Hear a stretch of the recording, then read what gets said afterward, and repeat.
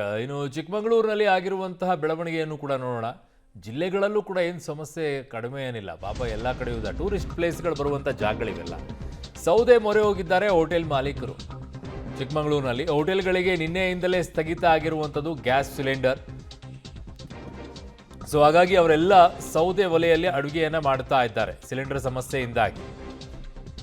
ಚಿಕ್ಕಮಗಳೂರಿನಲ್ಲಿ ಸೌದೆ ಮೊರೆ ಹೋಗಿರುವಂಥ ಹೋಟೆಲ್ ಮಾಲೀಕರು ಕಸ್ಟಮರ್ಸಿಗೆ ಕೊಡಲೇಬೇಕಲ್ಲ ಏನಾದರೂ ಒಂದು. ಬಟ್ ಸೌದೆಯಲ್ಲಿ ಅಡುಗೆ ಮಾಡಿರೋ ರುಚಿನೇ ಬೇರೆ ಇರುತ್ತೆ ಬಿಡಿ, ಅದರದ್ದು ಅದು ಊಟನೇ ಮಜವಾಗಿರುತ್ತೆ.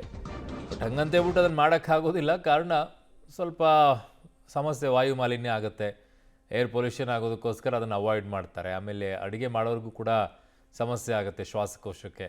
ಹಾಗಾಗಿ ಅದನ್ನು ಬೇಡ ಅಂತಲೇ ಗ್ಯಾಸ್ ತಂದಿದ್ದು.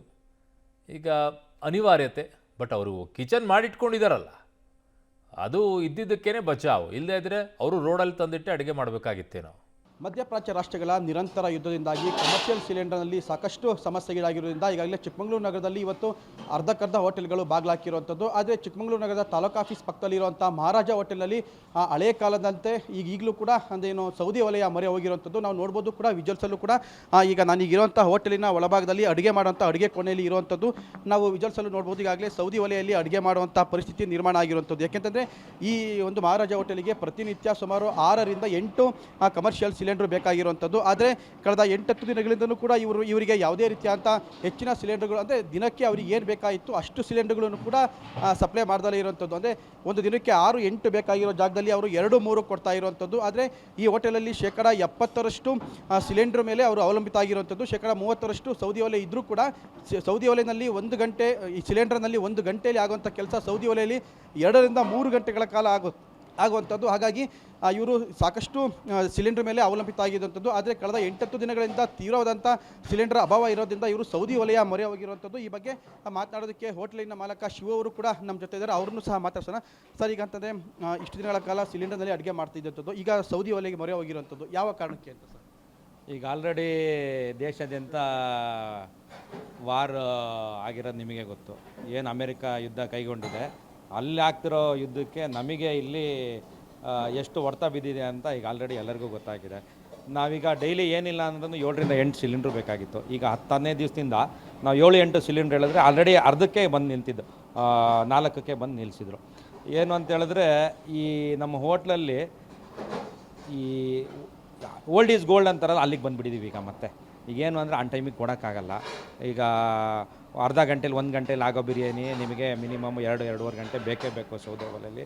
ಪ್ಲಸ್ ಗ್ಯಾಸ್ ಇಲ್ಲ ಅಂದರೆ ನಮ್ಮದು ಜೀವನ ಇಲ್ಲ. ಯಾಕಂತ ಹೇಳಿದ್ರೆ ನಮ್ಮದು ತುಂಬ ಬೇಗ ಎಲ್ಲರಿಗೂ ನೆಸೆಸಿಟಿ ಆದ ಇಂಡಸ್ಟ್ರಿಯಲ್ ಆದ್ದರಿಂದ ಇದು ಸಿಕ್ಕಾಪಟ್ಟೆ ಒದೆ ಬಿದ್ದೇ ಬೀಳುತ್ತೆ. ಆಮೇಲೆ ನಮ್ಮದು ಚಿಕ್ಕಮಗಳೂರು ಟೂರಿಸ್ಟ್ ಪ್ಲೇಸ್ ಆದ್ದರಿಂದ ನಾಳೆ ದಿವಸ ಟೂರಿಸ್ಟ್ಗಳು ಬಂದಾಗ ನಮ್ಮದ್ರಲ್ಲಿ ಈಗ ಮೆನುಲಿ ಏನಿದೆ ಅದರಲ್ಲಿ 75% ನಾವು ಕಟ್ ಮಾಡಲೇಬೇಕಾಗ್ತದೆ. ಯಾಕಂದರೆ ಒಲೆಯಲ್ಲಿ ಸೌದೆ ಒಲೆಯಲ್ಲಿ ಏನು ಪ್ರಿಪೇರ್ ಮಾಡಿಕೊಡ್ಲಿಕ್ಕಾಗ್ತದೆ ಅಷ್ಟು ಮಾತ್ರ ನಾವು ಕೊಡ್ಲಿಕ್ಕಾಗ್ತದೆ. ಈಗ ಆಲ್ರೆಡಿ ಸುಮಾರು ಹೋಟ್ಲುಗಳು ಕ್ಲೋಸ್ ಆಗ್ತಾಯಿದೆ. ನಾನು ಒಂದು ರೌಂಡು ಹೋಗಿ ಎಲ್ಲರಿಗೂ ಮಾತಾಡ್ಸ್ಕೊಂಡು ಬಂದಿದ್ದೀವಿ. ಕೇಂದ್ರ ಸರ್ಕಾರಕ್ಕೂ ಕೂಡ ಚಿಕ್ಕಮಗಳೂರು ಹೋಟ್ಲು ಸಂಘದಿಂದ ಒಂದು ಮನವಿನ ಕೊಟ್ಟಿದ್ದೀವಿ.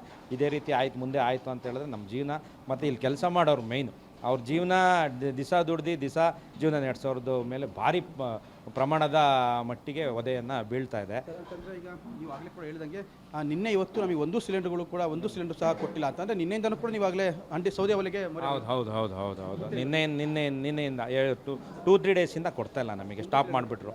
ಈಗೇನಿದು 2 ಡೇಸ್ ಬ್ಯಾಕಿಂದ ಸ್ಟಾಪ್ ಮಾಡಿದ್ರು. ಈಗ ನಮ್ಮ ಹತ್ರ ಏನಿತ್ತು ಅದರಲ್ಲಿ ಮಾತ್ರ ಓಡಿಸ್ಕೊಳ್ತೀವಿ. ಇವತ್ತು ಇಲ್ಲ ನಾಳೆಲ್ಲಿ ಅದು ಕ್ಲೋಸ್ ಆಗ್ತದೆ. ಏನು ನಾವು ಸೌದೆ ಒಲೆಯಲ್ಲಿ ಏನು ಪ್ರಿಪೇರ್ ಮಾಡಲಿಕ್ಕೆ ಕೊಡೋಕ್ಕಾಗ್ತದೆ ಅಷ್ಟು ಮಾತ್ರ ನಾವು ಕಸ್ಟಮರ್ಸಿಗೆ ಕೊಡೋಕ್ಕೆ ಆಗ್ತದೆ. ಇದು ಹೋಟೆಲ್ ಮಾಲೀಕ ಶಿವ ಅವರ ಮಾತಾಗಿರುವಂಥದ್ದು. ಅಂತಂದರೆ ಈಗಾಗಲೇ ಕಳೆದ 2 ದಿನಗಳಿಂದ ಕೂಡ ನಮಗೆ ಸಿಲಿಂಡರ್ ಸಪ್ಲೈನ ಸಂಪೂರ್ಣವಾಗಿ ನಿಲ್ಲಿಸಿರುವಂಥದ್ದು. ಹಾಗಾಗಿ ಸೌದಿ ಒಲೆಯಲ್ಲಿ ಎಷ್ಟು ಅಡುಗೆ ಮಾಡೋಕ್ಕಾಗುತ್ತೋ ಅಷ್ಟು ಅಡುಗೆಯನ್ನು ಮಾಡಿ ಬಂದಂಥ ಏನು ಟೂರಿಸ್ಟ್ ಆಗ್ಬೋದು ಅಥವಾ ಸ್ಥಳೀಯರಿಗೆ ನಾವು ಫುಡ್ ವ್ಯವಸ್ಥೆ ಮಾಡ್ತೀವಿ ಅನ್ನೋದು ಹೋಟೆಲ್ ಮಾಲೀಕ ಅವರ ಮಾತಾಗಿರುವಂಥದ್ದು. ಕ್ಯಾಮರಾಮನ್ ಪುನೀತ್ ಜೊತೆ ನಾರಾಯಣಗೌಡ, ಪಬ್ಲಿಕ್ ಟಿವಿ, ಚಿಕ್ಕಮಗಳೂರು.